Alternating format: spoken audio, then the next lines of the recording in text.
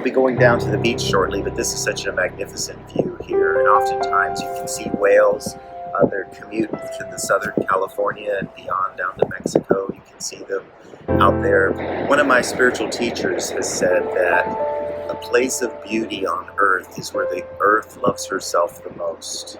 And I can truly feel the love of the earth here, the Mother Earth, the consciousness of all that is. Because all of the elements are alive, they're all consciousness. The earth, the water, the air, the fire, the light from the sun.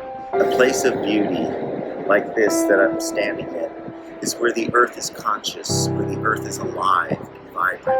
All of the earth is that way, but this is the part where the earth is conscious of the love it has for itself, because the love of the earth and the love brings beauty into the world. When you love yourself, you bring your beauty into the world.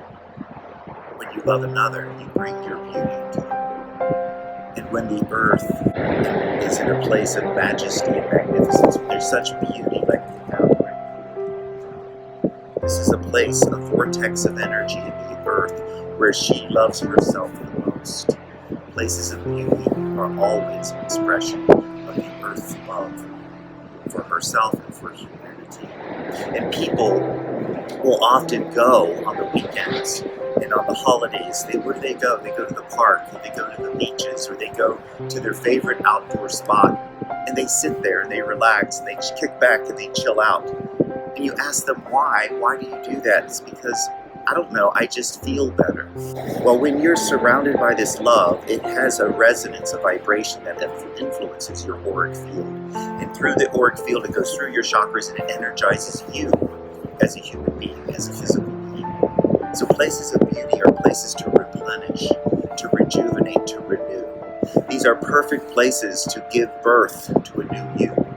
And as we enter into 2023, which I have deemed the year of rebirth and renewal, it's essential that you spend time out in nature where Earth loves herself, to let the energy all around you to shift and change you. It can't not by just going to these beautiful places, spending time there.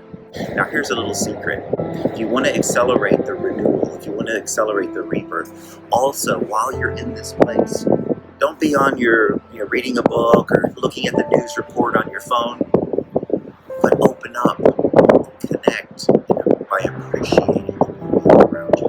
The more you appreciate the beauty, the more it has impact upon you. When you ignore it, it still has influence, but if you want to accelerate it and magnify that influence, open your heart and appreciate it.